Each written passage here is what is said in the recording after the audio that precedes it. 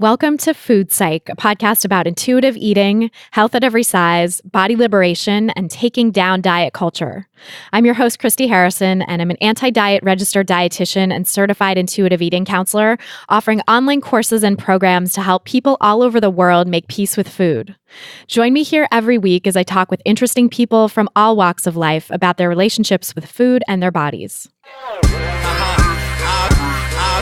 I remember I was teething, little gums bleeding, cried every evening, it was all about eating.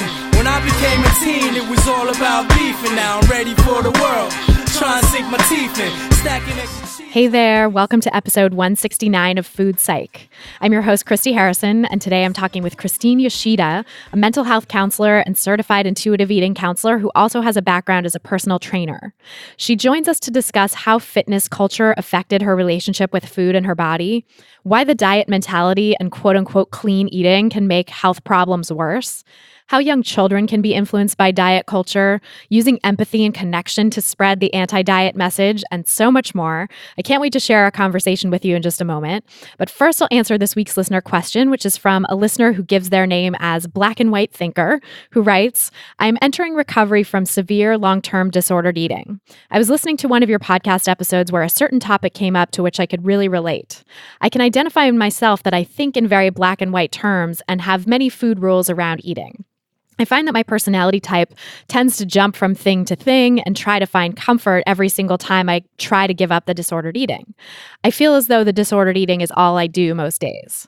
I'm wondering what you would suggest for someone like me who on the one hand wants to go all in and admit to the world that I've been living with this alone, apart from my husband now knowing for years, and need to enter recovery by exposing it. But on the other hand, I'm scared that this is part of my black and white thinking and false expectations about recovery.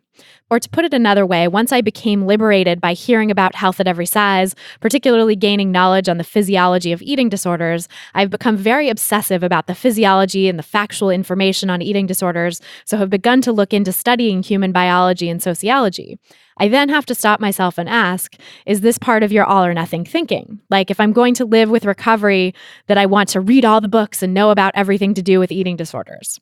I feel as though my life is wasting away and I'm missing everything, yet the disordered eating won't piss off. Basically, I'm wondering if being a black and white thinker can be a good thing. Like becoming an advocate for health at every size or telling myself that I'm okay with eating whatever I want.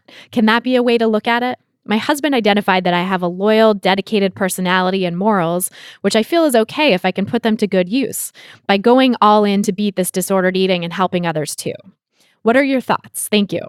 So thanks so much for that great question. And before I answer, just my standard disclaimer that these answers and this podcast in general are for informational and educational purposes only and aren't a substitute for individual medical or mental health advice. Yeah, so this is such a great question and there are so many layers to it. So I'm going to try to answer it in a lot of shades of gray, actually.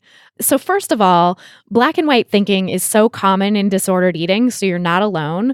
The disordered mindset is very rule-oriented and regimented and all or nothing. And the physiological changes that disordered eating creates and the psychological changes that it creates can actually exacerbate that rigidity. So if you have an underlying tendency to be sort of all or nothing already, and that might contribute to the development of disordered eating, and then the physiological changes and psychological changes that happen to you with disordered eating can just make that problem that much more entrenched, make that way of thinking that much more difficult to get out of.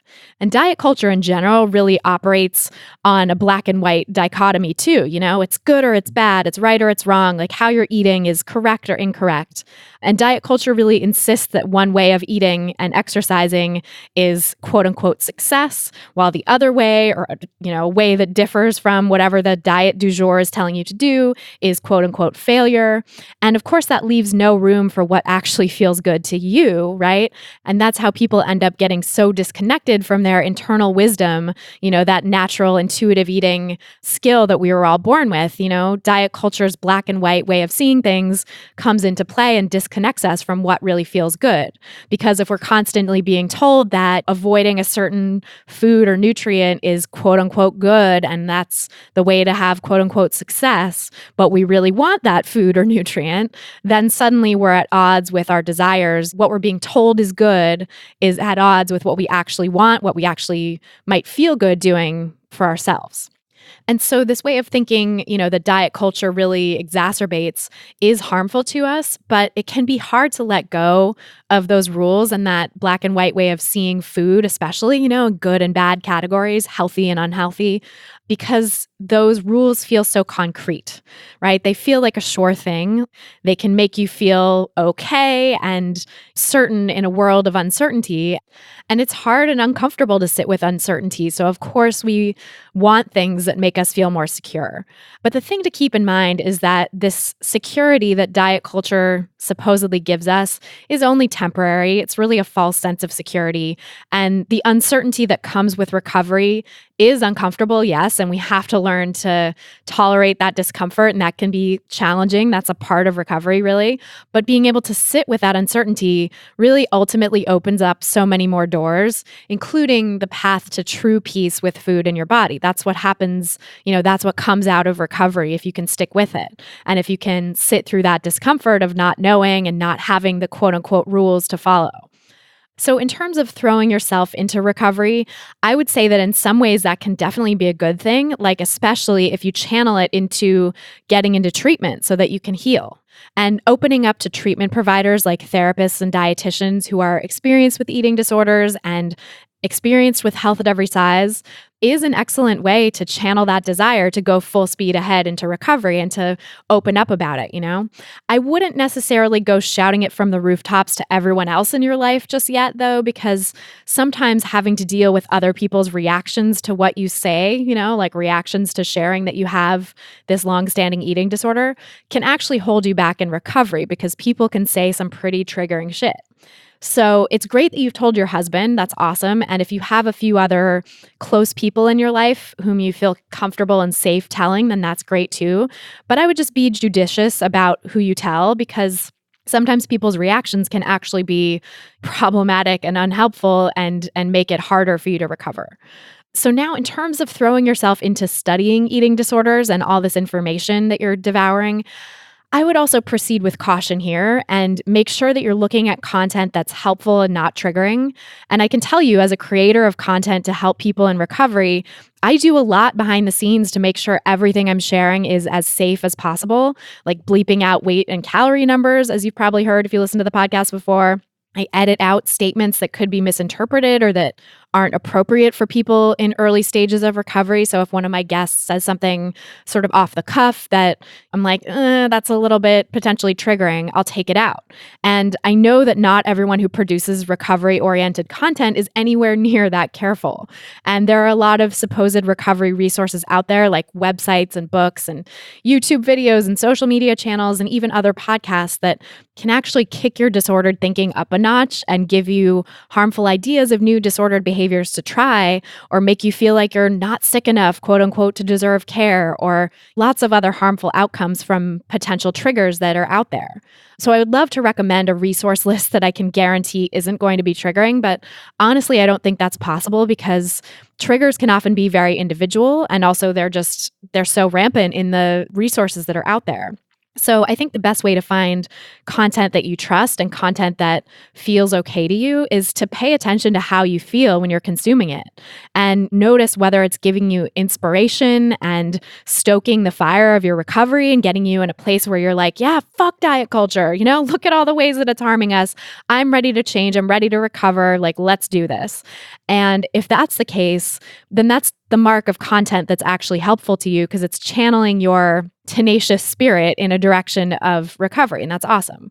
But if you notice that the content you're consuming is putting you in a headspace that feels spinny, that's like the best way I can describe it, where it's like you're just spinning around in your head, where you're like, this person just said that they ate X calories and did Y hours of exercise, but I only ever eat Z calories and do B hours of exercise. So maybe I should just do what they say and then I'll be okay. Like if you get into that place where you're feeling really stuck on little details and thinking you should go back to disordered eating behaviors for just one more try before you go into recovery, that's a sign that you're being triggered and maybe it's time to step away from that content. And of course, there can be content that's mostly helpful but somewhat triggering, or mostly triggering but somewhat helpful, and any mix in between. So just notice how the content you're consuming is affecting your mood and try to make self-care decisions based on that. If you notice you're getting into that spinny place where you're really in your head and hung up on details, and that happens over and over again with a particular type of content, maybe don't consume that content anymore, And I say this because when you say you're getting into the physiology and biology of it, some of that content can definitely be very triggering because it gets into numbers and how the body works. And depending on where you're at in your recovery, you could be trying to game the system or trying to figure out, like, there's a part of you maybe that's still trying to figure out the best way to do disordered eating, how to be a better disordered eater. So check in with yourself about that, check in with yourself and be honest with yourself. If there's a part of you that's looking to that content as a way to try to master disordered eating as opposed to a way to truly recover. And if that's the case, and it usually is for most people in early recovery, maybe try to take those pieces of content off the table and just consume things that make you feel really inspired to recover without the spinny feeling. Now, in terms of whether being a black and white thinker can be a good thing, I think the term black and white thinking generally has negative connotations in our society at this point in time. But what you're talking about, where your husband identified that you have a really loyal, dedicated personality and morals, I think those are actually wonderful qualities, and they can definitely be a huge asset in your recovery. So apply that dedication, apply that loyalty to yourself and your recovery. And I think it's just important to remember that when you dedicate yourself to healing from your eating disorder, you're not fighting against yourself. You need to have compassion for yourself when it's inevitably harder and less straightforward to recovery than you want it to be. I don't know if you've seen that picture where it's like expectations of recovery. It's a straight line pointing kind of upward at a diagonal. And then it's like reality of recovery. And it's a squiggly line that's all over the place with lots of ups and downs. And yes, it ends up moving in this sort of upward motion as well, but it takes a lot more ups and downs to get there. So, make sure to apply that loyalty and dedication to yourself, be your own friend, be your own compassionate advocate in recovery, which means that when you have slip-ups where you fall back into a disordered behavior, you don't beat yourself up. Instead, you're there for yourself like a loyal friend. You comfort yourself, you ask yourself what you need, you give yourself some perspective each and every time. You show up for yourself. And I want to say that even learning how to do that, even learning how to practice self-compassion like that is a huge step. And it's one that took me years of therapy to be able to do consistently. And I know takes many of my clients years as well to implement in their life in a consistent way. So don't beat yourself up over not practicing self-compassion, quote unquote, perfectly either, because it's a journey, it's all a journey. And like I said before, I would really recommend finding a good therapist who can support you through this and through the other aspects of your recovery, and also finding a dietitian who can help you with the food piece of recovery and help you break through those food rules. So you can look at HAEScommunity.com, that's HAES community.com, and search the registry for referrals. And also go to intuitiveeating.org and check out the certified counselors directory there. Those are two good places to look for providers because, in general, they're probably going to be a little more aware of diet culture and weight stigma and the pitfalls of those things in recovery from an eating disorder. And I know it's an investment to do therapy and nutrition counseling for eating disorder recovery. I get it, believe me, but if you can swing it financially, including perhaps finding someone who's able to do a sliding scale, and those providers are out there, and if you find a treatment team you really click with, it is one of the best investments you can make because it's an investment in your recovery, it's an investment in your future, and really your happiness. And then on a related note, although this is not directly an answer to your question, I just want to circle back to this idea that the term black and white thinking has negative connotations at this point in history, because I've been seeing some comments here and there on social media and around the internet lately that accuse the health at every size and intuitive eating movements of being caught up in black and white thinking, especially when we're talking about the harms of diet culture and weight stigma. And I think it's because our approach feels like a very stark difference from the diety approach to nutrition and health that people are used to, because we live in diet culture and that's what's all around us. So yeah, health at every size and intuitive eating feel like a radical departure and maybe as contrasting as black and white. But I also think that people characterize this approach as black and white as a way to dismiss it. And that's actually a form of tone policing that's used by members of a dominant group, in this case, diet culture, who aren't able to sit with the discomfort of looking at the harm that their own behaviors have caused or the harm of buying into a paradigm that they're really invested in. And we know that there are millions of people who are super invested in diet culture because they've spent so much time and money and energy devoted to shrinking their bodies or eating quote unquote perfectly, and they're just not ready to give that up yet. And so I find that people love to demand quote unquote nuance in conversations about intuitive eating and health at every size, but don't actually love to hear the nuance when it comes to challenging the status quo, the weight stigma and diet culture that runs rampant in our society. And of course, if you've listened to this podcast and delved into other resources on intuitive eating and health at every size, you know that there's a ton of nuance to all of this, to healing your relationship with food and not falling back into the diet trap. And it's not like you just flip a switch and you're an intuitive eater, you're done with diet culture. Like there's a ton to unpack and explore and unlearn, and it is all very nuanced. So I just wanted to highlight that as a way to say that if you do come across people characterizing this movement as black and white thinking, quote unquote, which is kind of a new maybe trend, I don't know, I've seen it a few times, but it's worth just asking yourself what the person stands to gain from that characterization and who benefits, and odds are it benefits the status quo to dismiss concerns about how weight bias and diet culture harm people's relationships with food and their lives. It benefits the status quo to dismiss all of that as black and white thinking. And these are matters of social justice, and there are always going to be people who are uncomfortable with change, who try to maintain the status quo by cutting down and mischaracterizing the people who are fighting for justice. That's happened in pretty much every social justice movement in history that I can think of. But if you're here listening, I know you know how harmful dieting and stigmatizing larger bodies are for people's mental and physical health. I know you know that. I know you've probably had a lived experience of the harms of those things. So trust in that knowledge, trust in your own intuition, your own experience, and explore this new paradigm that does feel like such a radical contrast from the status quo without listening to the haters who just want to dismiss this all so that they don't have to change. So to submit your own question for a chance to have it answered on an upcoming episode, go to christyharrison.com/questions. That's christyharrison.com/questions. And then if you want to not have to wait so long for my answers to help you master intuitive eating and break free from diet culture, come check out my online course, Intuitive Eating Fundamentals. It has an exclusive monthly Q&A podcast that has answers to hundreds of questions already. And when you join the course, you get to listen to all of those, which aren't available anywhere else. Plus, you get your own questions answered in a new episode every month.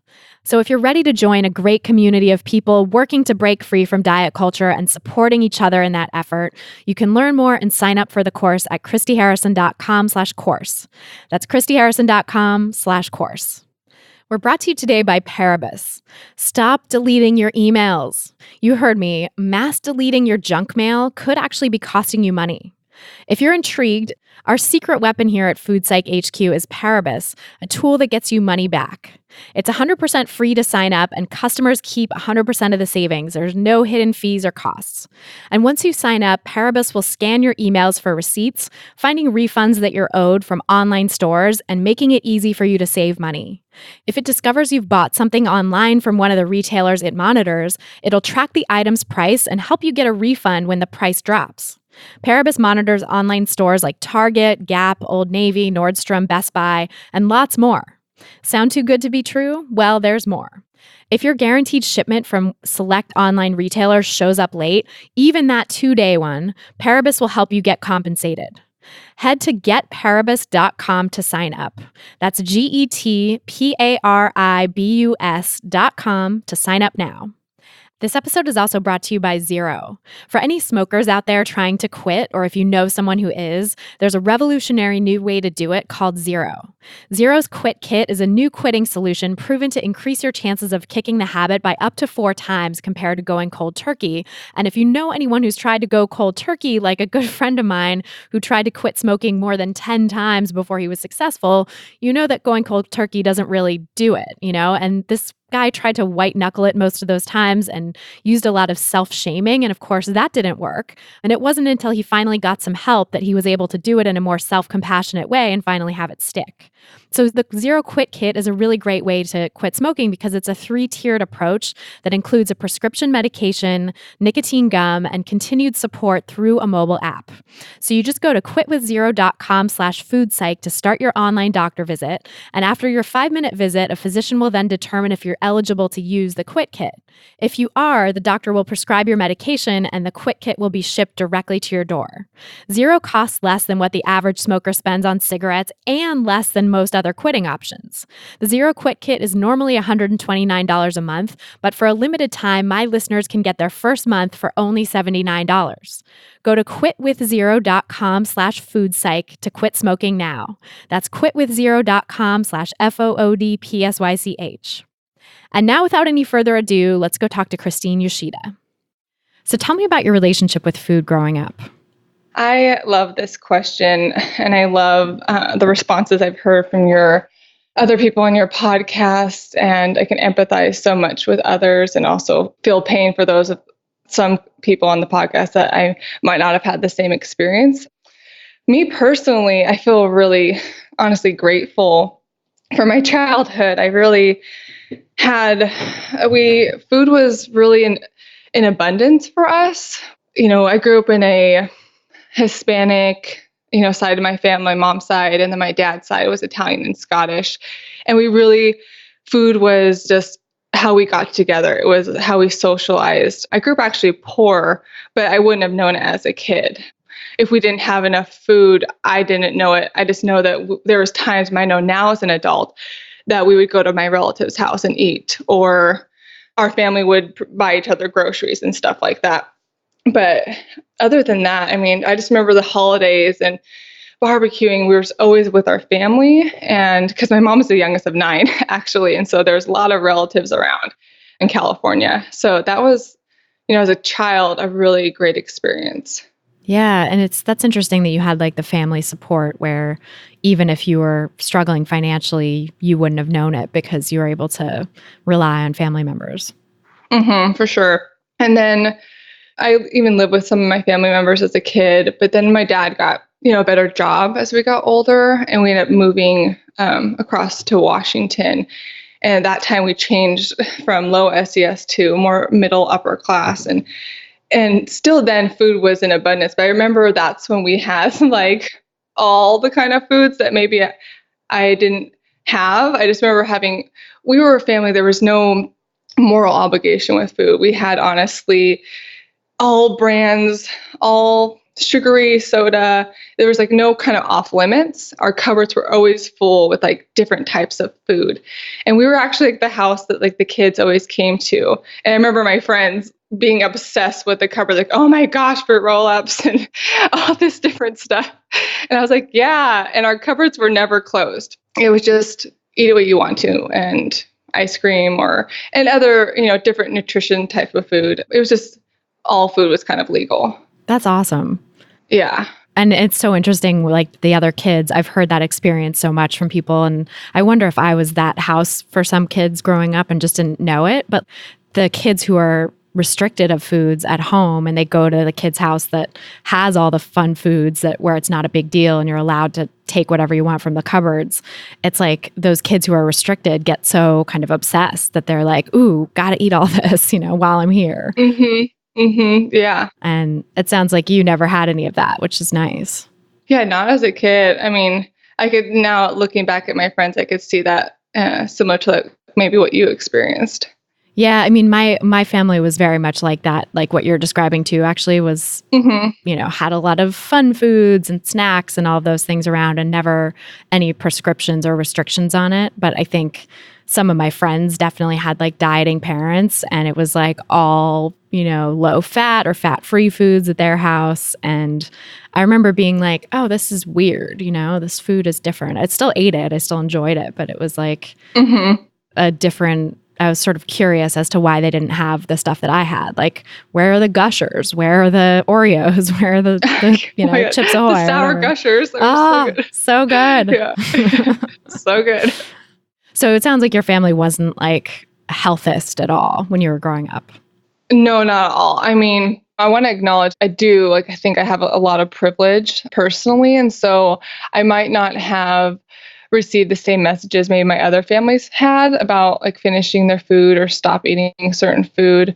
I think there's like a wide range of body sizes in my family, like most people. And I just was very naive to a lot of things. But looking back, I feel like my other relatives might have had a different experience than me. Yeah, that makes sense. So they got sort of diet culture messages about their body size, whereas you didn't. Yeah. I mean, I was a kid, like I was very, very active. And so it was more like with sports, like telling me to eat more, like doctors telling my parents I need to eat, adult sized meal at McDonald's versus a cheeseburger, because I was just so active. That was my experience with food and kind of being told as a child. So it sounds like your relationship with food then was pretty intuitive, like you were left alone for the most part, other than to say like, hey, eat more, which is such a rarity in diet culture. Yeah. And even if that was so, like, it wasn't pressure to go beyond like what I felt comfortable with, it was just eating more like palatable foods, like stuff that she knew I would like, that she would get more for me. But yeah, it was very intuitive. I'm so, again, grateful that I had that growing up. And how did things unfold for you then as time went on? Did you continue to have that intuitive relationship with food all throughout childhood and adolescence, or did it start to get murkier at some point? Yeah. I mean, again, like with food, and I didn't connect it to my body or size at all.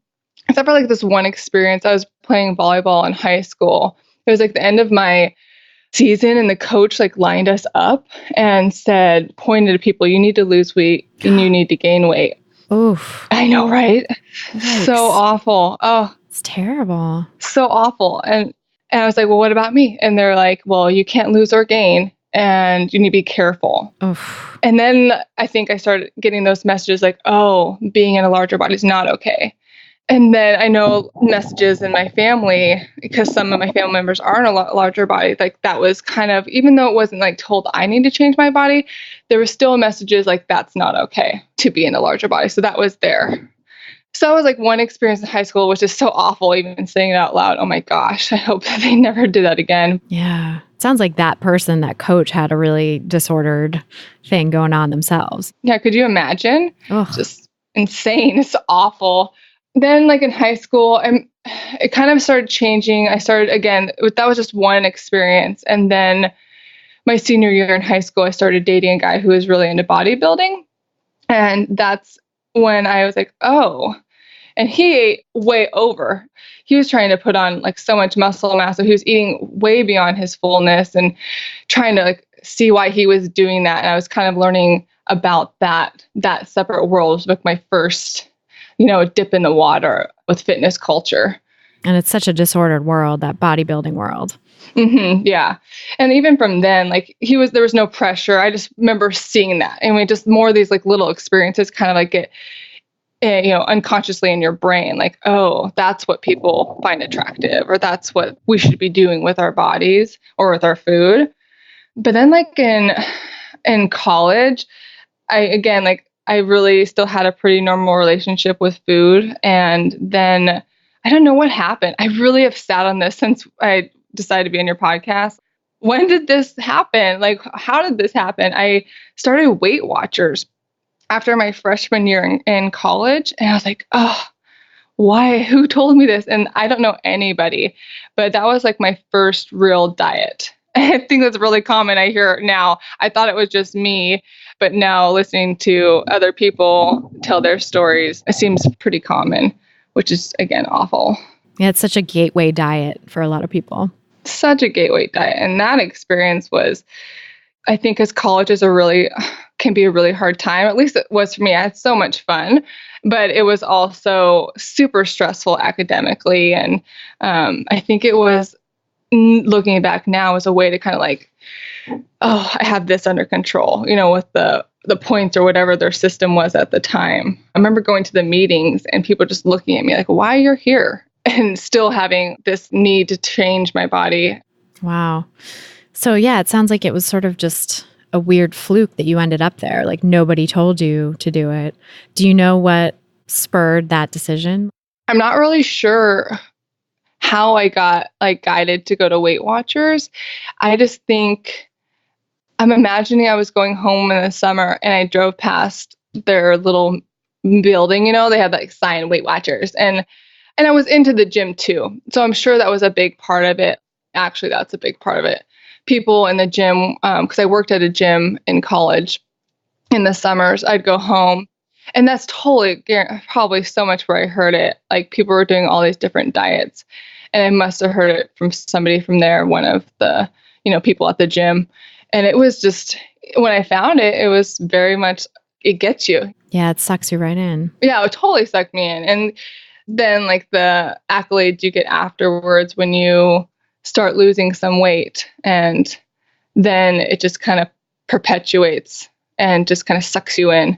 What was that like working at a gym in college? Like, how did you decide to do that? And it sounds like the fitness culture there, the fitness culture, AKA diet culture under another guise, was very rampant and caused you to do some things to manipulate your body size and change your eating.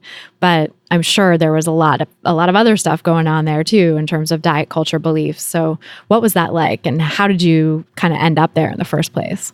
Well, I think at that time it was still under the umbrella, and that at that particular time was just eating less was the motto and exercising more. And I think the bodybuilding world at that time was very clean eating, quote unquote clean eating, eating only particular foods, different times. Being at the gym, it just kind of made me realize it was less about manipulating my food. It was more about eating less at the time and then trying to work out to compensate if you don't follow your plan or something. It wasn't really at that time for me about manipulating to change my body to different ways, like body composition, how it kind of evolved for me as I got older. So you were kind of sucked into the bodybuilding world, it sounds like.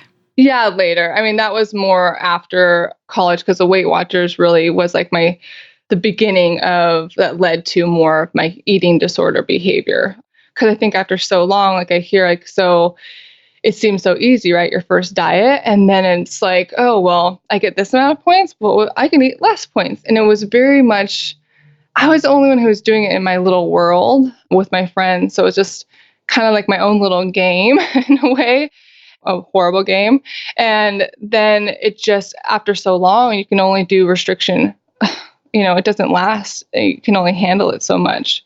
And so then it led to, I think I did Weight Watchers on and off for like a year or two. And then it led to like a full-blown eating disorder, because it's just that's what I think it led to more. I didn't realize it until now. It was more like the restriction and a lot of subjective compensatory behaviors after that. Yeah, and that's such a common thing, I think, for a lot of people. They start with the diet and chase that high from the first diet and try to go lower and lower with the calories or the points or whatever it is. And all that restriction just can't last. And so it kind of spirals into some sort of disordered behavior, whatever that is, whatever that looks like for a particular person. Mm-hmm. Yeah. And that just led to so much more physical things that I didn't know at the time were associated with the restricting and over exercising and different things like that. I mean, during that time, it was only, a short period of time, but going to doctors all the time. And that's why I love, like, some people really getting into the medical world and trying to advocate health at every size and intuitive eating, because I wish so much, like all those doctor visits for years, someone would have asked me, what are you eating? How is your relationship like with your food? How is your exercise and different things like that? It's just so many times I feel like it's missed. Like, oh. I know. I feel you on that. That is exactly what I wish for myself when I was younger Really? too. Oh yeah. I had a very similar trajectory where I started out trying to lose weight that I had gained on a birth control pill, and I'd had thin privilege and intuitive eating all up until I was 20. But I had, of course, grown up in diet culture, so was hearing all these terrible things about people in larger bodies and was like, well, thank God I don't have to deal with that. That was sort of my attitude, was just like, well, I can eat whatever I want, and everybody tells me that because I'm thin, but no, if I ever gained weight or something, I would have to do something about it. I think this was my unconscious belief. I didn't really ever articulate it like that, but looking back, I can see that that's how I saw things. And then when I was 20 and I gained weight from a birth control pill, I was like, oh my God, it's happening. I have to lose weight. What do I do? And I went down this like early internet rabbit hole of like searching for, just like the worst, terrible ideas, which have only gotten worse as the internet has grown, of course. It's like, but at the time it was like Atkins and low carb and all this nonsense. And so I kind of fell down that rabbit hole and then started having health problems because of the restriction as well. And then went to all these doctors and was like, why don't I have my period? What's wrong with me? Could it be my thyroid? Which turns out I did end up having a thyroid condition, Hashimoto's thyroiditis, but I was diagnosed with that later. And there's some evidence that there's a lot of evidence that eating disorders can cause thyroid dysfunction, cause low thyroid, and also that they might even either trigger Hashimoto's or sort of masquerade as Hashimoto's, but actually there's something going on with the body that makes the thyroid attack itself when you're starving. And so, it would have really been nice to know that. And for people to say, for doctors to say like, hey, it looks like something's up with your thyroid. Can we talk about are you dieting? Are you eating enough? Are you over-exercising? Like, what's your relationship with food and your body like? And instead it was like, well, your weight's not too low, so it couldn't be that, and just dismissed out of hand. The fact that my weight wasn't quote unquote too low meant that I couldn't possibly be doing anything with exercise or food that was problematic. And same with I went on a thyroid medication and still didn't get my period back. And then it was like, well, could it be gluten? I got on this whole train of thinking that gluten was the problem and that I was, had a subclinical sensitivity or whatever. And had doctors either be like, well, I don't really know why you're not having your period. So yeah, maybe it's gluten. Try cutting it out and see if you feel better. Or just had them kind of throw up their hands and be like, well, I don't know what to do with you. We've done all the tests and everything seems fine. So why aren't you having your period? I'm not really sure, and it was just incredibly frustrating. And I know now seeing clients who are going through the same thing, how maddening that is as the person going through it, to have doctors be like, well, I can't really tell you what's wrong, but there's this huge missing piece that the doctors don't get and the person suffering doesn't get, which is you're doing some fucked up shit with your food and your exercise because of what you've been told by diet culture, because of these disordered beliefs that you've internalized. And that's what's causing these complications. And instead, you've got doctors now that are like, well, yeah, it probably is gluten. Why don't you try this low FODMAP thing? Why don't you cut out this, and this? Fully exacerbating the eating disorder or the disordered eating, and not even recognizing it, not even seeing that the person's relationship with food is sort of the missing link here. It's just, it's awful. It's awful. Could have saved so much agony and pain over those years. And I can so empathize with that. Going to the doctors and them not knowing. And then even after my eating disorder, I'm done with that. But because the diet culture perpetuated my other behaviors, right? So I totally got into that era of the low carb. And then it just, even though I wasn't doing quote unquote eating disorder behaviors, I was still engulfed with diet behaviors, which was so normalized. But I was still having all these health issues, but then the doctors would be like, you're fine, everything's fine, testing everything, and you're in a healthy weight range. It was all based on my weight and them not looking deeper. So that led me to kind of working with a health coach and working with naturopaths who just put me on elimination diets. And I know, and getting into this healthism kind of framework, well, you got to eat this way and then this will solve it all. I think because we're in so much pain, we're looking for something to help us feel better. And I think that's what diet culture tries to sell to people too. It's well, if you just follow this way, everything is going to be okay. And whether it's for the size of your body or your health, I feel like diet culture finds a way to feed off that fear. Absolutely. Oh, and so, how did that play out for you then, getting swept up into that healthism stuff? I was like, oh my gosh, I think about so much money, so much time, and and this was all too back to the fitness culture thing. I knew I've come from all the diets I had done over the years, well, cutting calories and over exercising isn't really working. That doesn't work. So all my energy went towards trying to find the best diet, right? I love when you say diet is the life thief, because man, when you said that a few months ago, I was like, yeah, it totally freaking is. It's insane. But so I was like, okay, I want to look like that person. I don't want to be not eat anymore. I got to find out what they do. So then I found like a health and fitness coach who really, she taught me in a way of eating that still just fed diet culture's rules.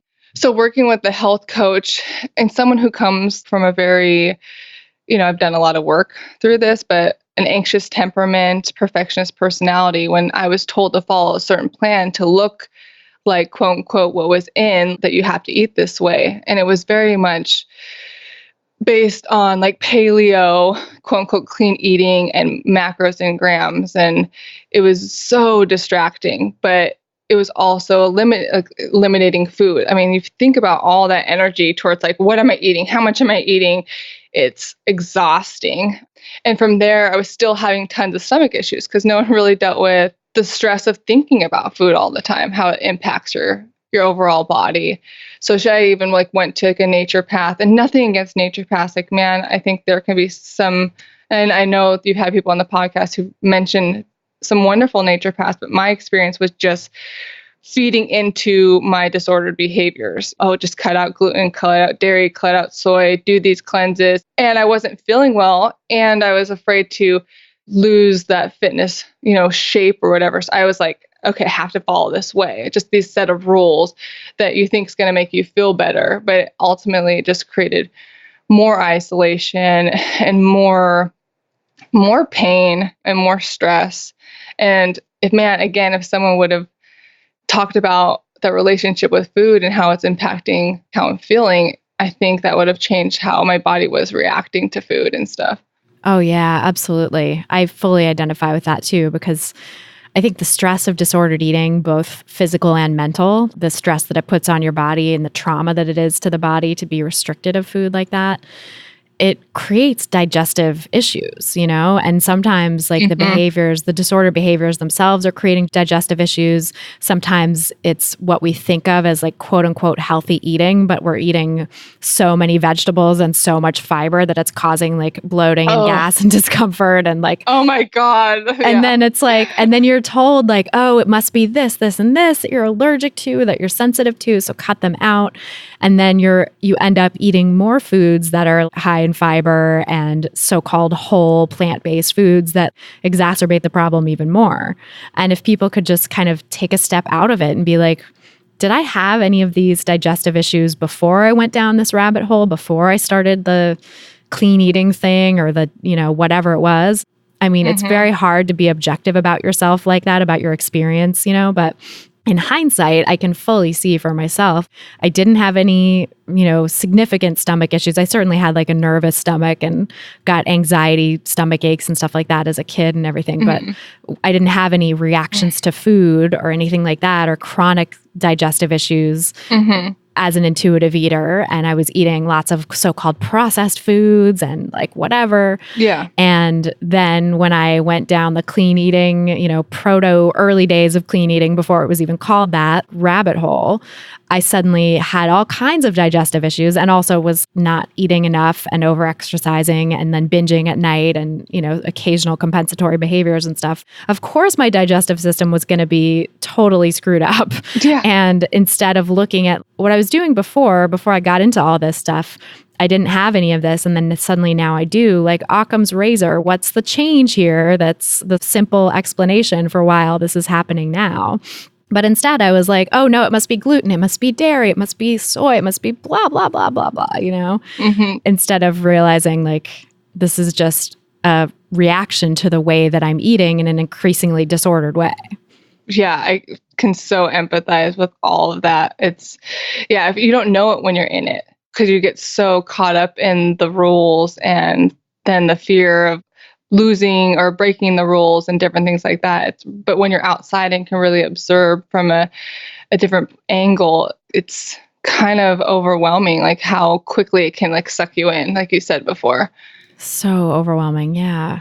And it sounds like you really got sucked in like that too, where you weren't seeing also that the issue wasn't what you were eating or needing to cut out more foods, but the issue was like how you were relating to food in your body. Yeah, I think it was tied to too. When I went to college, they were like, oh, you have IBS. That's what it is.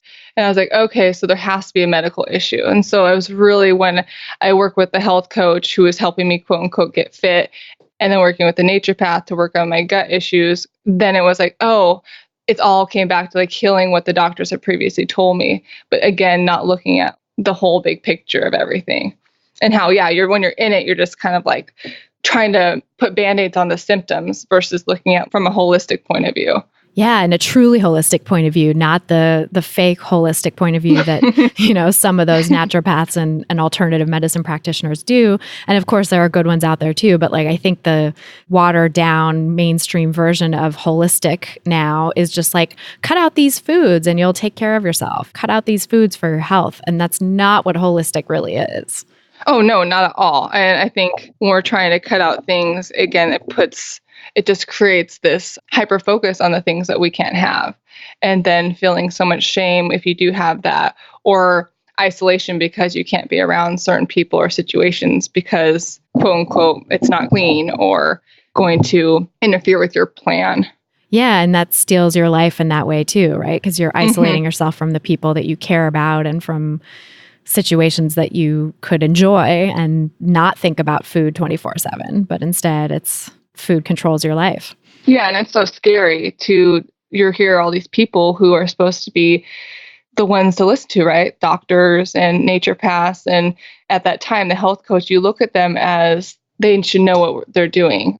There's a misconception of doctors knowing it all and health coaches knowing it all and naturopaths knowing it all. Like we're just people and losing touch. Yeah, we're losing touch with, that's where like the intuitive eating, being able to like, we know what we need to eat, but we're so scared because we've followed such external rules for so long that we lose that trust. We lose the ability to know and be like, we're going to be okay. But diet culture again feeds on the fear of not fitting in to our culture based on our size, or this moral obligation towards healthism that this is the way we have to eat. That's the new thing that people are afraid to eat anything processed, which most food is processed. So it's very interesting how it's kind of evolved. Totally. And these authorities, these outside authorities that claim to know what is best for us, like you said, they're just people. Like they do have training and education and stuff, but also they're steeped in diet culture like the rest of us. Yeah. They're steeped in this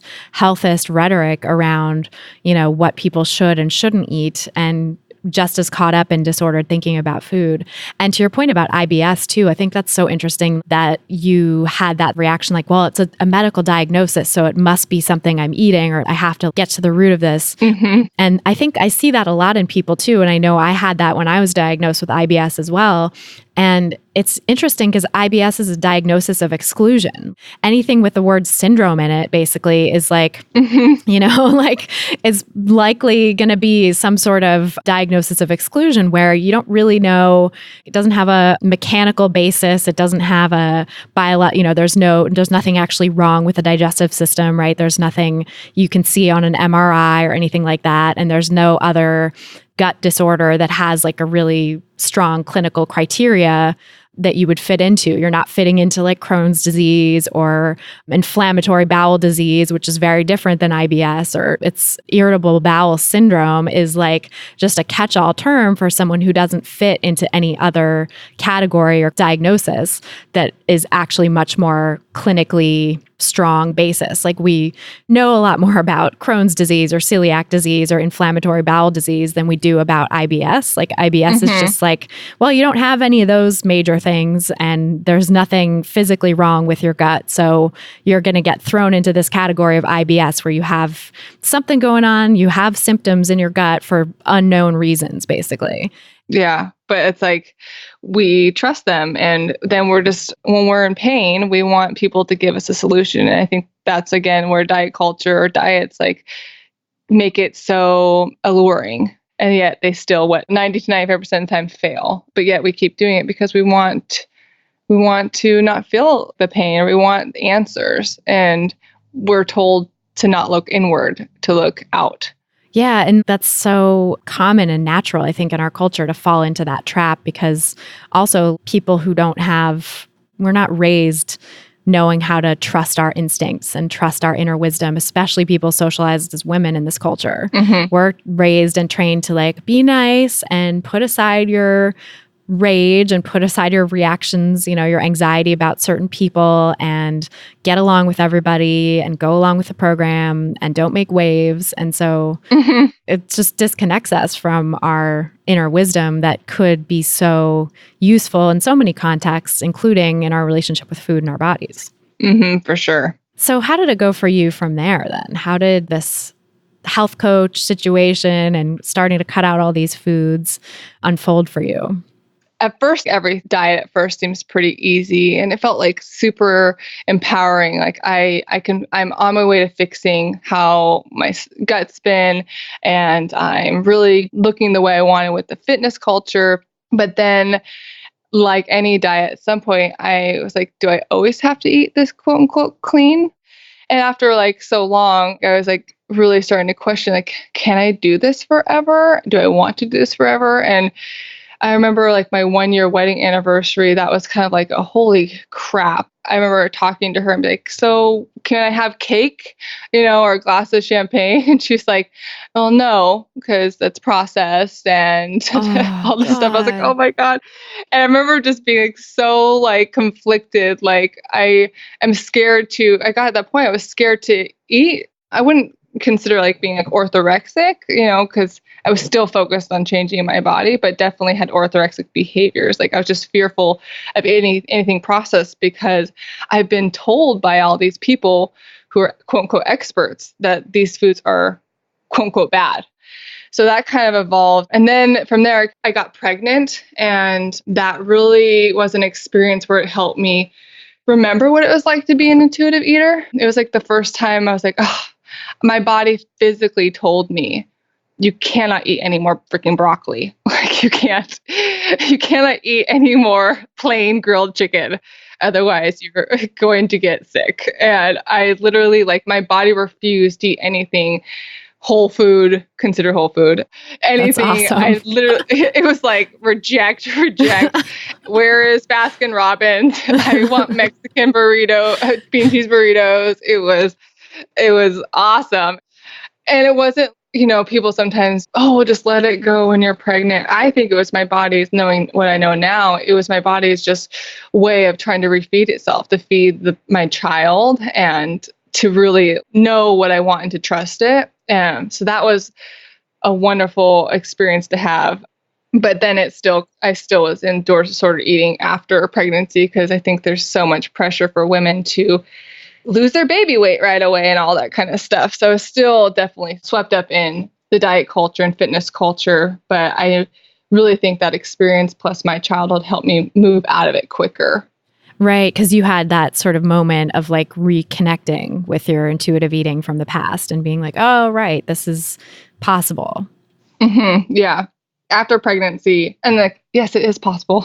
But after pregnancy, I definitely was not ready to go back to the quote unquote clean eating. I was like, I just can't just only eat vegetables and lean meats and yams, even though I love them now. But like, I couldn't. I was like, I can't do it anymore. So sick of them. Yeah, I'm sure. So sick of them. And now it's exciting that I kind of like some of those foods again. But it took a long time.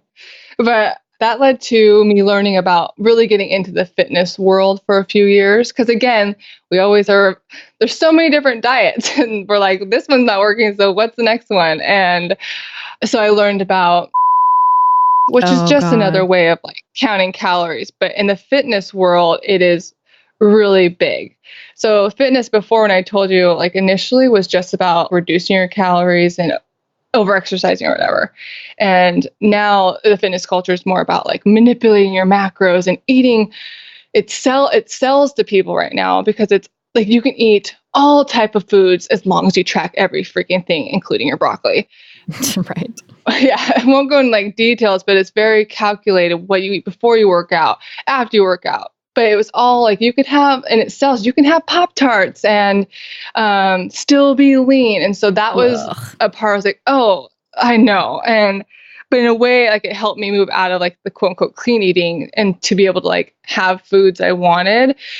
But I guess again, it was like so controlled. And when you're in it, you don't realize how consuming it is.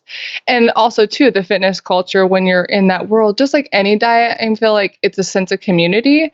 And there in the fitness culture world, it is, even though I never did bodybuilding, because I just cannot ever imagine getting on doing that. But I definitely trained, and no, nothing against people who do. I personally couldn't.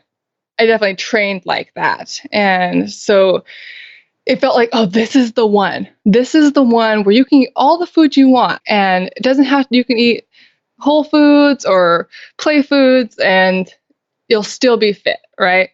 Quote, unquote, fit. I'm using a lot of quote, unquote. Yeah, I do that too. But because I feel like there's a lot of quote, unquote.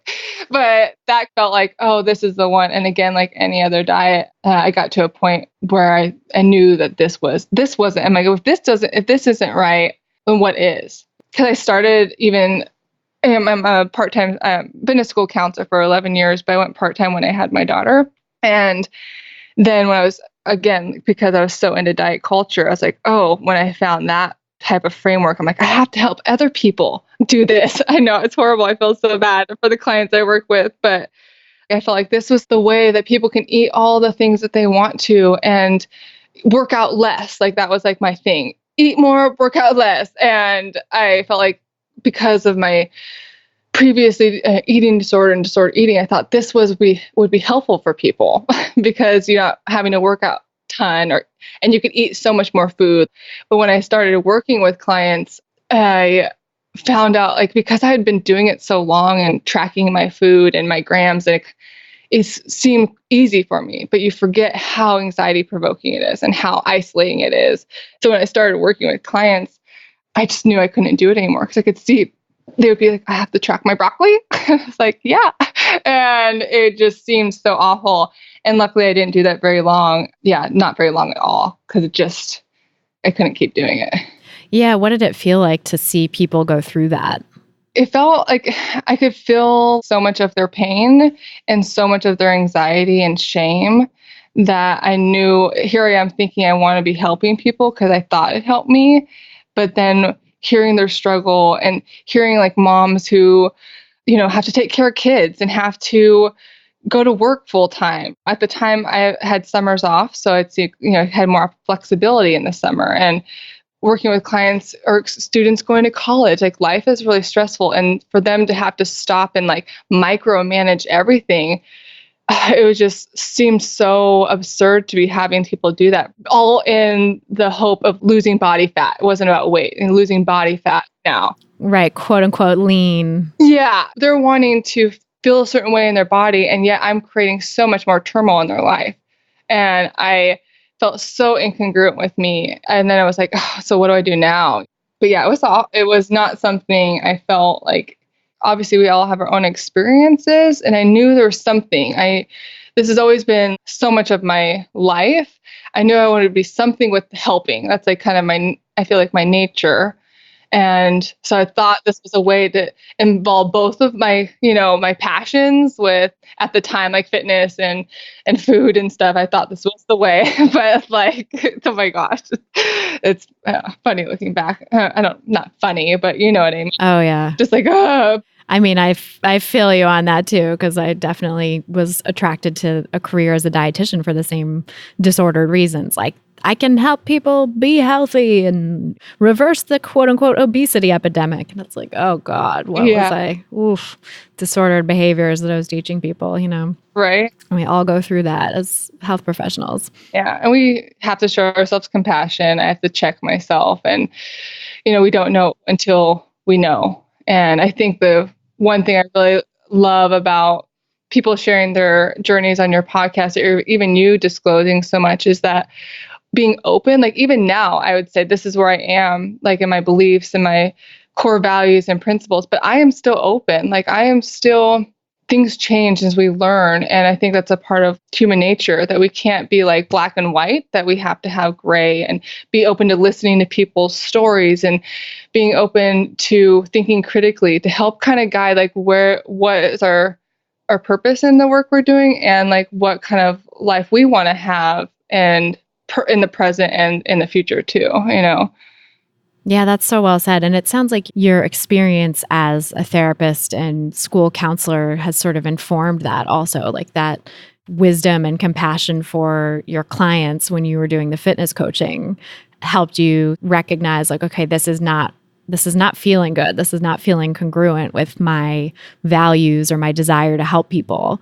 And I think that's such a useful intuition to have as you move forward. Because I'm sure, and I've felt this and experienced this too, where like some things that I tried to express or tried to do to help people really didn't resonate or land with them. And then I had to sort of feel, okay, that doesn't feel good. I feel like I'm out of alignment with my desire to help people when I'm delivering a message that is driving them in this weird direction that I didn't intend. And so how can I try to create a career and a life that is more congruent with my values, and what would that look like? And just kind of trying to keep pushing forward in that way so that as time goes on, hopefully I'll just become more and more inclusive and able to truly help people and truly support people who want support on whatever their journey is. Mm-hmm.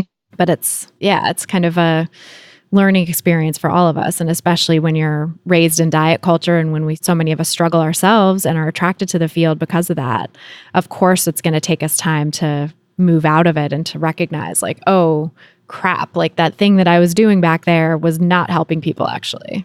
Yeah. Yeah. I think like looking internally and integrating things that are important to us and be able to listen to that and honor it so that we can do the things that we think are valuable. Yeah. What did it look like for you then when you had that experience of recognizing like, oh crap, this is not helping, this counting and tracking situation that I'm trying to teach people to do is actually causing them pain?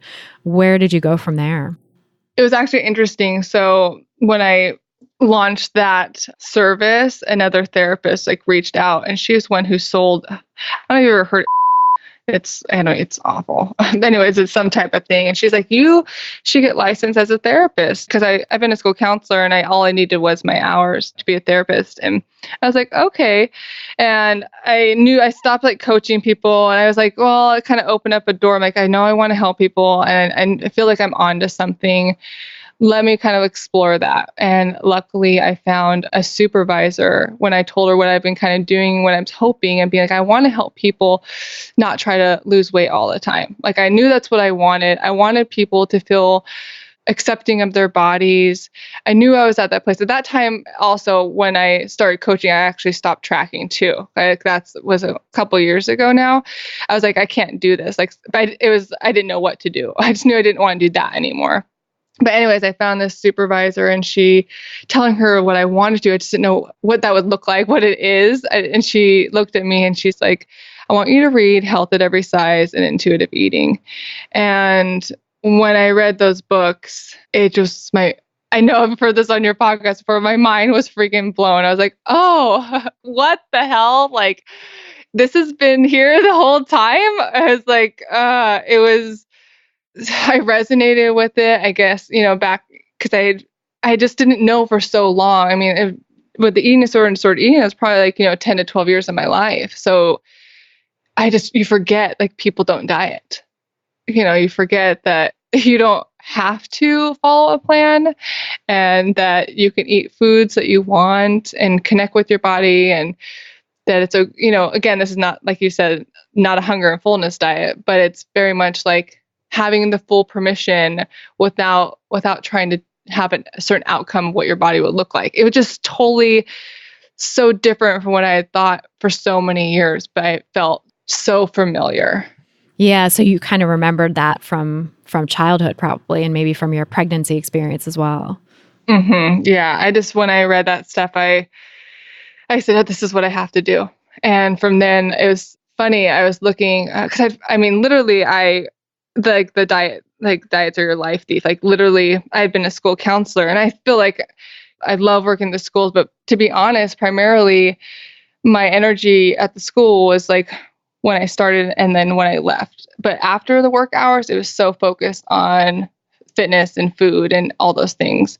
But when I found intuitive eating and Health at Every Size, I knew that was what I wanted to put my energy towards. And that's when I actually found your podcast a couple years ago. And that really helped me steer the way and like learning, like I need to learn more about this. And that led me to doing the intuitive eating certification and then also the eating disorder program at Lewis and Clark. So it just kind of like, as soon as I think because of like my story, once I heard about this movement and heard about honoring what your body is telling you, I was all in. Obviously, with anybody, at least in my experience, like getting outside support was super helpful and working with a therapist on like, because all those years of dieting, it's really hard to kind of reject that and look at it from another angle. Yeah, there's so much nuance to it. I totally had that experience myself where like I read the book Intuitive Eating, it totally clicked. I was like, this is what I already did as a kid to be able to like be peaceful with food, and it makes so much sense, and this is what I need to do again. But then the actual practice of letting go of all the dieting behaviors and thoughts and the little vestiges of the diet mentality that are still hanging on and not getting sucked back into diet culture in all the sneaky ways, like that's what I think requires so much additional support and just like reinforcement. And it's so important to, I think, as a therapist and as a dietitian or health coach, to do the work yourself so that you can be fully present when your clients may be going through similar things or different experiences, to be able to be so attuned with your client and have knowing that you've gone through similar things, and to be able to show empathy and to really be present for the pain that it takes to kind of give up dieting and to recreate a relationship with your own body and food, and knowing the ambivalence that comes up with letting go of that thing we've done for so long. Yeah, because it is ambivalence. Like, even though it can be so inspiring to find a new way and to be like, yes, I want this. It's tough to give up those long-standing behaviors and habits because they've really become habits. And it's like, you can be all inspired to be an intuitive eater and to embrace the principles of health at every size. But then you're like, oh shit, what do I eat for lunch? You know, like it's these day-to-day decisions that are really challenging. Like relearning how to drive, like you said before, like driving a car. Like I like telling my clients, which I think I have to come with a new analogy because not a lot of people drive stick shifts very much. But I like the stick shift analogy. It's like when you get in the car, you got to push in the clutch and go in first gear, and then sometimes we're going to stall and have to go back into first gear and then push in our clutch, and that can be very exhausting for clients too, to have to like initially pay so much attention to it because all they're wanting is to not, for the most part. But once you can reconnect, I feel like that healing can begin, and then we can start doing the other work. Right. And it does become easier over time. I think that's one of the things that can give people some hope, because it does feel so hard at the beginning. You have to think about every aspect. You have to be like, okay, push the clutch, move the thing. Like, I often say, like, you know, when you're first driving, even an automatic, you know, you're like holding the wheel and you're like, okay, hands at 10 and 2, and like put the signal on, check the rear view mirror, check the side view mirror, check the blind spot, check the rear view, you know, and it's like, oh, you have to think about it so much. But then once you get it, once you click in with it, and you're just like driving down the highway, talking to someone and listening to a podcast and changing lanes, like it's no big deal. Right. Yeah. I also want to mention like the work that I have my practice and I'm working with clients. Like I'm still working at the school. I don't see kids in my private practice yet because I have a 2 and 4-year-old at home, and I don't know how many little kids I can be around all the time. But I'm grateful for finding intuitive eating and health at every size and all these wonderful people I work with, because it has helped me have a different lens and how, when talking to kids, and how I hear them speak about their bodies and their relationship with food, and how it is. I work at an elementary school, and I think it is super prevalent to have these discussions at a younger age that I'm realizing like I didn't have that. So I would never thought about that, you know, but as we evolve and learn, I can really hear the stuff. And now it's really amazing to be able to have those conversations in a school and with parents and potentially a larger mass of the school districts. Yeah, that must be so interesting. And what are you seeing like in kids at that age in terms of diet culture and disordered beliefs about food that show up? I would imagine since you're in kind of a progressive area, right? Like the Portland area, there's probably a lot of that clean eating BS flying around. Yeah, the school I work at's like a little bit north. I live in Portland, but my business and the school's in Vancouver, but still all very the same. It is very much so. Now it's hearing so many requests that it has to be gluten free and dairy free and sugar free and like every other free. Yeah. Yeah, like free everything. And like certain hand sanitizers. Like there's so much healthism in the schools. But from a counseling point of view, I mean, there's just been more situations, especially in the last year, where my ears are kind of like gone on fire hearing conversations. Like I go in the cafeteria in the morning with the kids and I'm sitting with a bunch of 5 and 6-year-olds, and a girl's talking about how she loves something she's eating. And she's like, but I can't eat this all the time. I'm like, oh, how come? She's like, well, I don't want to get fat. And I don't mean that in like a negative way. It's just that it was just her experience. And we're talking, and I'm like, oh, you know what? And remember when we teach lessons, all bodies are, there's people who are tall, there's people who are larger, there's people who are different colors, like trying to like normalize. She's like, yeah, but I still don't want to be like that. And this is a 5-year-old. And I was like, oh my gosh. And so it was like the one experience this year. And then I was doing a friendship group with some 9-year-old girls. And we were just working on like friendship skills. And all of a sudden they start poking at their stomachs and putting their bodies down like, oh, I've gained weight, or I weighed myself and I've lost weight, but I don't want to gain it back. And I'm like, oh my gosh, like these are 9-year-old girls. And then there's girls in smaller bodies and there's other girls in larger bodies. And you could see how it affects all of them, but, especially the girls in the larger body, I could see the shame and like, I don't want to talk about this stuff. So I think that it's something we don't really pay attention to, or we just kind of like, oh, they're just elementary kids. But I think more and more so it's starting at a younger age because the students are hearing it from their parents. And no judgment to parents because it's what they grew up with. We're all in diet culture, right? And like no judgment towards that. But the messages we say really do impact, even if it's like, there's so much more learn from our body language, our facial expressions, and actually the words we say. So we can say, oh, it's okay to eat that food. But then when we don't eat it ourselves, or we like grab our stomach, like, oh, I'm being so bad, or those subliminal messages really impact those kids because they're so aware of those nonverbal comments or emotions and all that kind of stuff, if that makes sense. Oh my God, totally. Yeah, kids pick up so much. They're like little sponges, and they're going to parrot what they hear their parents saying and older kids and other siblings and stuff saying. So yeah, I think that's how diet culture gets disseminated. It's really been a short time that it's existed in the grand scheme of things. It's only like 150 years, but that's several generations that were instilled, inculcated in it, and then passed it down to their kids, and then those kids passed it down to their kids, and so on. And it's like every generation, it just gets more entrenched, and it becomes a sort of psychological thing instead of just a sociocultural thing, because now it's coming from your family of origin. And of course, it's going to feel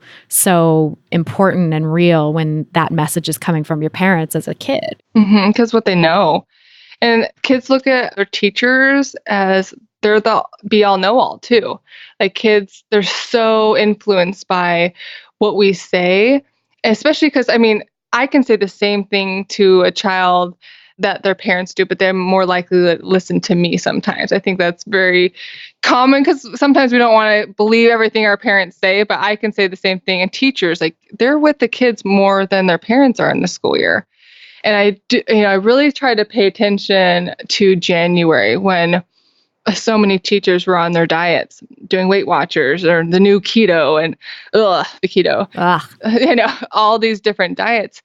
And I could watching, I just wanted to observe, because I've been there too. And again, no judgment, but I just wanted to watch like teachers are coming in January. They're so excited. They're so excited about their new diet. They're all talking about it in the lunchroom. And the kids are hearing it, like I'm on a diet, and they're hearing I need to lose weight. They're hearing that my body's not okay. all ranges, right? Because it affects everybody. I have teachers who are in really small bodies and teachers who are in larger bodies, and they're hearing women in really smaller bodies being like, oh God, I'm so gross, all that kind of stuff. But then it kind of cycles to when, give it a month, maybe a week even, when the diets ultimately don't work, then I see the mood change in teachers. And this is not like to be like it's all teachers' fault or all parents' fault. I'm just saying it's something that we need to do something more about educating that language, how it just can have such a negative impact on our students. Because when because if teachers are they're upset, they're feeling shame because the diet didn't work, and then they come to school and they're like, right, when we feel bad about ourselves, most people are either going to, I call it I say, that's what I teach kids and I teach the adults, but we kind of go into this blue zone, like this hypoarousal, like we kind of get sad or withdrawn. So some teachers might respond that way because the diet didn't work, or go into this hyperarousal, like this, I call it like the red zone, like more irritated, like they're not feeding themselves, right? Then they're frustrated because the weight's not coming off, or maybe because they started binging and then they're on their planet again. So I think that all full circle affects not only the interpretation of what is the best way to eat for kids or the need to lose weight, but also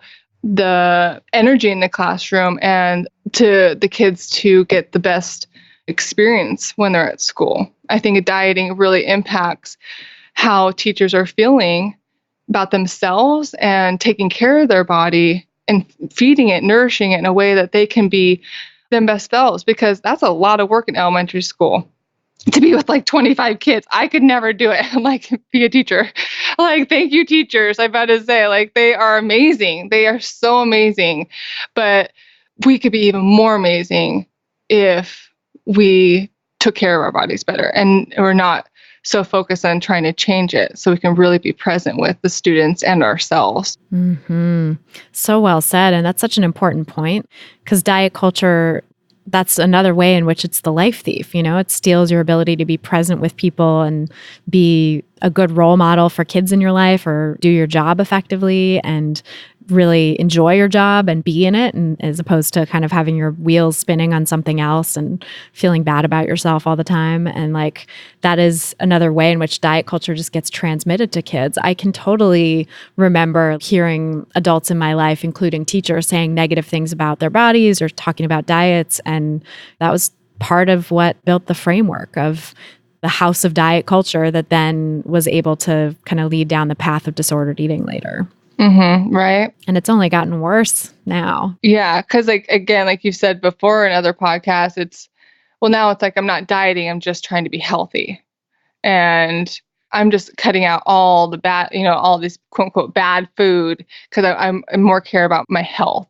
There's just totally, the weight is so there with it, but we can use this health word as a way to not make the weight loss the number one drive to do things, but it's still there. Yeah, it's this subtle undercurrent. It's like people, of course, still want to lose weight, and that's supposed to be a side effect of just quote unquote getting healthier, but it's still part of the promise of any of these healthist kind of approaches to food.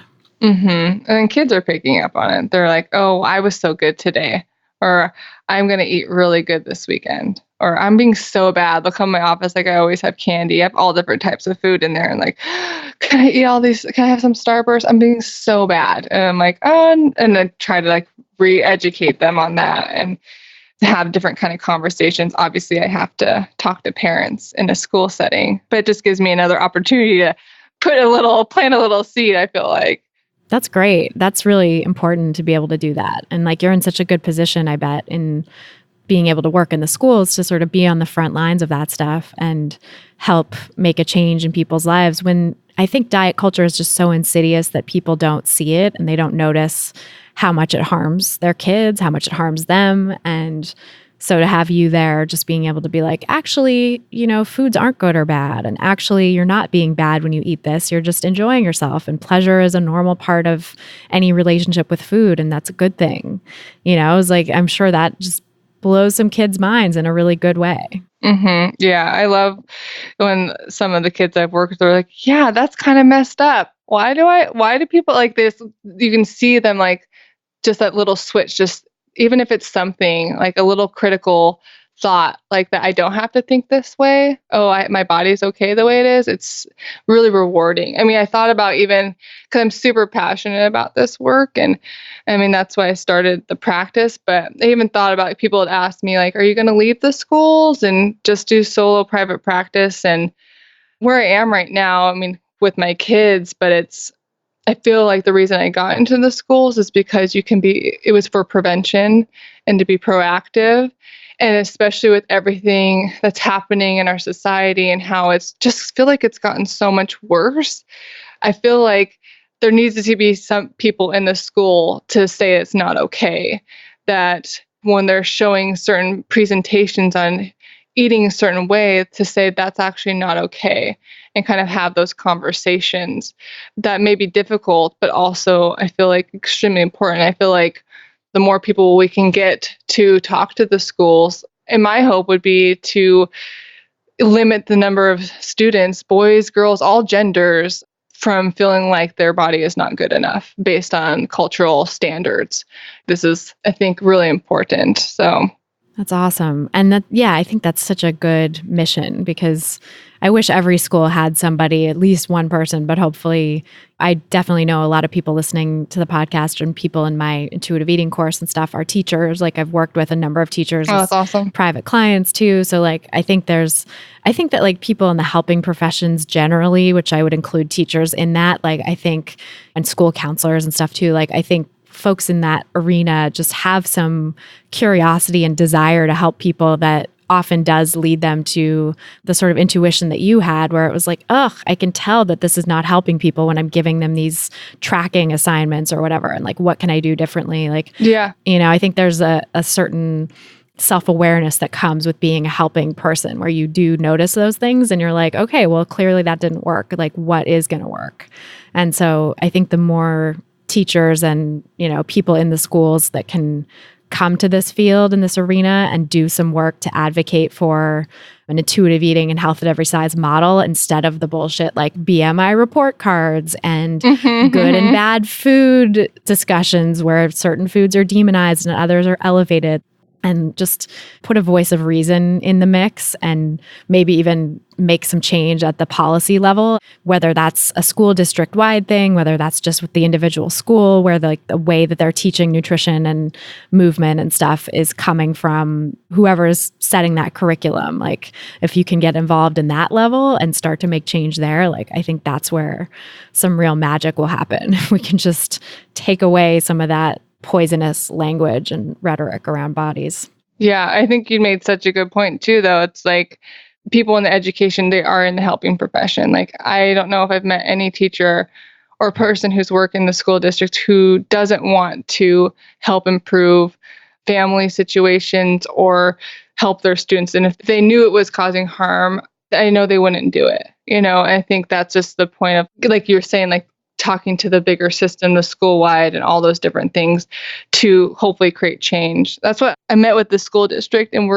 me and a couple dietitians. They're great, Julie Bowman and Catherine Jeffcoat. In Portland, there's so many amazing therapists and RDs here in this movement. I can't even wrap my head around it. I'm so fortunate. I mean, working with some wonderful supervisors, but we are going to be hopefully meeting with like Vancouver School District and Evergreen School District. We're trying to get like nurses, PE teachers, we have to get them to come because there's a lot of other options for them. But I really am hoping that we can kind of plant seeds. And like, I listened to one of your podcasts and I appreciated I don't know you were talking about your debate, and she was saying less about the statistics and more about connecting with people's experiences. Yeah, that was Elizabeth Scott. I really love that episode too. Yeah, that was great. It made me really think about, I can spout out all the statistics on health at every size and weight stigma and weight bias and how it is just really impacts everybody. But I think one thing I took from that is really making sure when we are speaking to all these educators, that relating to their experience. And if they know the pain they've gone through, that they're not going to want to do that to the students that they influence so much. Yeah, connecting it to real people and to stories and evoking empathy instead of spouting off science and numbers. Because even with people who care about that stuff, it doesn't really get to the heart of the matter, which is that it is the effect on people. Right. Yeah. So I'm hoping that will be another foot in the door to have people think differently about dieting and the language that we say around, the students, and also how they speak to themselves and their family. It's just not something, I think it's really grown, like our movement. I feel like I'm just around people all the time, like this is how it is, but I forget that I get in my bubble that it's still so big out there. And so that's why I'm like so grateful for your podcast, because with 2 little kids and where I am in my career, like I don't have the space or the ability to do a lot of the work that so many people are doing, like you and Hillary from Be Nourished, and all these people who are really speaking out and advocating for these social justice things. So I feel like this is my like one little piece. I'm really gonna help with this, but I feel like if all of us do something and take a part in some way, it's going to spread to more people. And I really feel like it is growing. Absolutely. And yeah, we all have our ways of helping. Like we all have our talents and our gifts that we can bring to this movement. And like what you're doing is so amazing. Like I don't have access to that system like you do. And so the fact that you and those dietitians can like go in there and speak to the folks who have the power to really influence kids in the school system and could make a really positive difference or a really negative difference, in kids' lives. The fact that you can speak to them, I think is so amazing. So I think, yeah, we're all doing our part, but that's so cool what you're doing. And I feel like your kids in your school system are lucky to have you.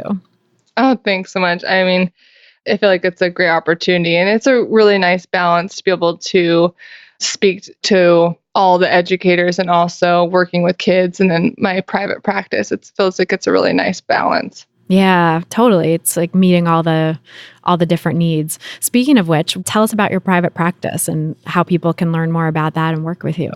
Yeah, so I have a private practice actually in Vancouver, Washington. It's north of Portland, just not too far, a few miles up. And then I can see clients online in Washington and Oregon. And I'm currently in the process of getting my license in Idaho, so I can see clients online there too. I only see a handful of clients. And so when I get to it, something definitely doesn't feel like work. It's something that I'm very passionate about. And I love having that, because in a school, it's so busy. I mean, it's really limited to have such a connected experience for a longer period of time. So to have that space is really rewarding. So yeah, that's it. It's in Vancouver. It's awesome. You can find me. I'm on Instagram and Facebook and Twitter. Haven't been on a ton, but I plan to be on it more. So you can find me there. My website is christineyoshida.com. And my email, everything's Christine Yoshida, my Instagram too. Awesome. We'll put links to that in the show notes so people can find you and connect with you and learn more. And thank you so much for being here. It's such a joy to talk with you. Oh, no, it's been so much fun. Thank you, Christy. So that's our show. Thanks again so much to Christine Yoshida for joining us on this episode, and thanks to you for listening. If you're looking for some practical tips to get started on your own anti-diet journey, grab my free audio guide, 7 Simple Strategies for Finding Peace and Freedom with Food. Head over to christyharrison.com/strategies to get it. That's christyharrison.com/strategies. If you've gotten something out of this podcast, please help us reach more people who need to hear these messages, because who doesn't in diet culture? And you can do that by sharing this episode on Apple Podcasts or iTunes or your favorite podcast platform. You can also leave us a nice rating and review in your podcast provider of choice, which is another way to help new listeners discover us and is always so much appreciated. To get full show notes from this episode, including all the resources we mentioned, plus a full transcript, head over to christyharrison.com/169. That's christyharrison.com/169. And to get the transcript, just scroll down to the bottom of the page and enter your email address. This episode was brought to you by my online course, Intuitive Eating Fundamentals. If you're ready to make peace with food, become an intuitive eater, and break free from the prison of diet culture, learn more and sign up at christyharrison.com/course. That's christyharrison.com/course. A big thanks to our editor and engineer, Mike Lalonde, and to my Food Psych programs team, including our community and content associate, Vinci Chue, our administrative assistant, Julianne Witasek, and our transcript assistant, Megan Saichi, for helping me out with all the moving parts that go into producing this show every week. Our album art was photographed by Abby Moore Photography and designed by Meredith Noble, and the music you're hearing behind me now is by a band called AWOL, and the track is called Food, used under the Creative Commons license. Thanks again for listening, and until next time, stay psyched. Stupid or scared, no work in the kitchen now.